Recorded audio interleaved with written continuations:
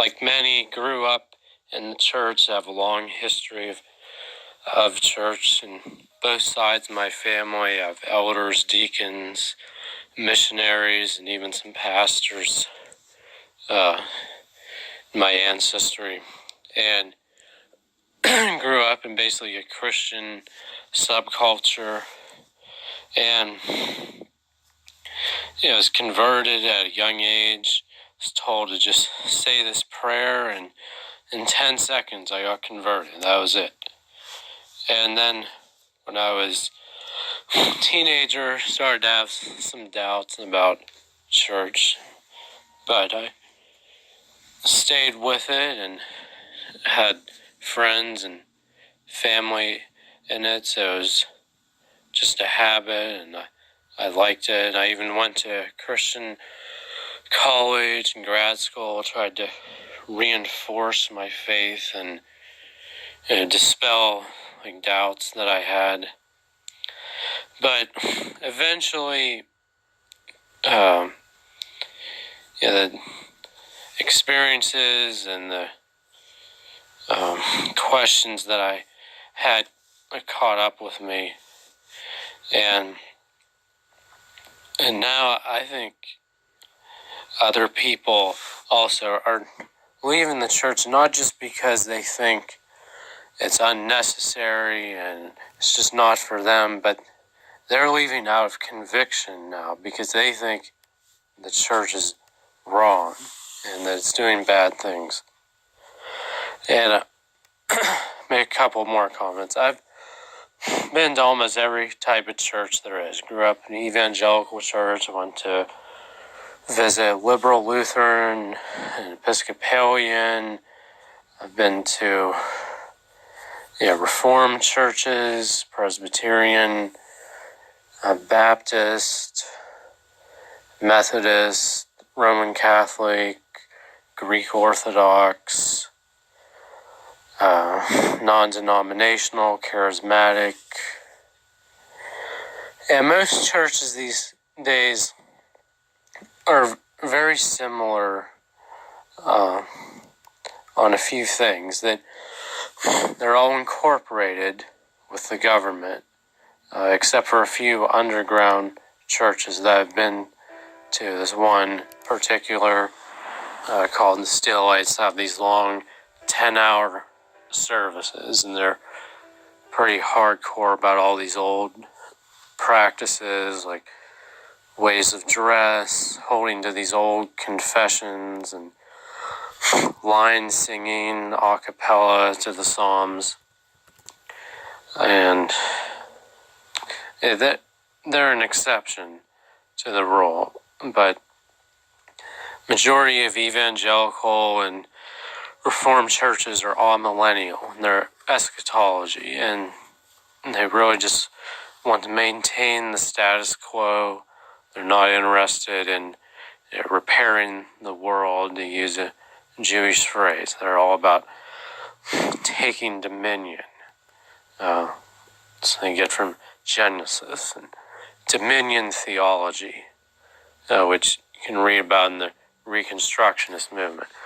And it's interesting that these trends in Christianity often run parallel and I think copy trends in Judaism, because at about the same time you had this Reconstructionist Christian theology pop up, you had the Reconstructionist and the Reform movement within Judaism forming, becoming popular, just as these Reformed Christians were popularizing their Calvinism, like R.C. Sproul and so on.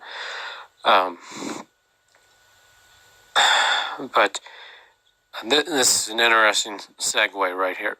Gary North, Dr. Gary North, who some may know as the former policy advisor for Dr. and Congressman Ron Paul, who ran for president and was a libertarian, just as many in this Reconstructionist movement, like Gary North, Rushdoony, Gary Demar, others were.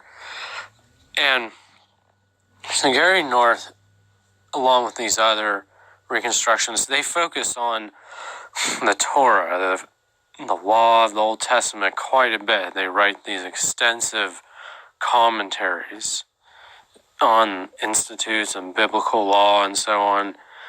And there's this one book I recall by Dr. North called Victims' Rights. And in this book, whether he really had this in mind or not, he's basically advocating a Jewish view of forgiveness rather than a Christian view. The Christian view places a lot more of the weight and the burden on the victim of sin, and says that it's the responsibility of the person sinned against to go to their brother if they've been offended and to seek reconciliation. And like Jesus says, if you don't forgive, you won't be forgiven. So they force people to forgive one another. Whereas the Jewish view, which I think Dr. North is advocating in Victims' Rights, along with his commentaries on the Pentateuch, in which he talks quite a bit about restitution. And so with the Jewish view, that God does not forgive sin between men. He only forgives sin that's committed against him. And you don't necessarily have to forgive everyone for every sin with this Jewish view. And it places the onus on the perpetrator and the aggressor who committed the sin, makes it their responsibility to make things right, which I think does match up a lot more with the Old Testament. And the last topic would just be that my family, again, has been in the church for a long time. And I'll just add these personal experiences that both my great-grandmothers were widowed, and when their children were young, and they were part of the church. Church didn't do anything to help them. And then the other thing I'll say, and I think a lot of people can relate to this one, is that my family's been in this current neighborhood for like 30-some years. And in those decades that we've lived here, we haven't had a single church that's located within a half-mile radius of our house ever come visit us, invite us to the church, or send us something in the mail, or give us a phone call. So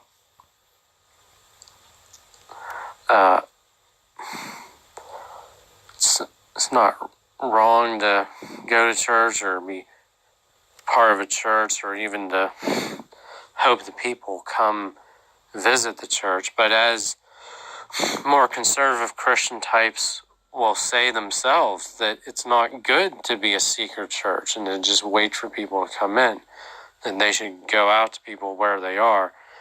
And you've got these hundreds of people live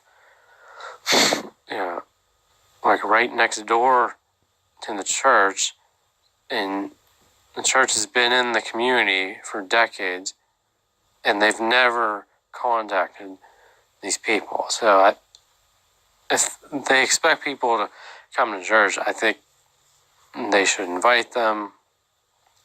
And when they do contact them, I think the people they contact have a right to have equal time to speak and say, sure, we'll listen to your spiel about your church and so on, and then we're going to try to convert you to our way of thinking, if they would want to do that.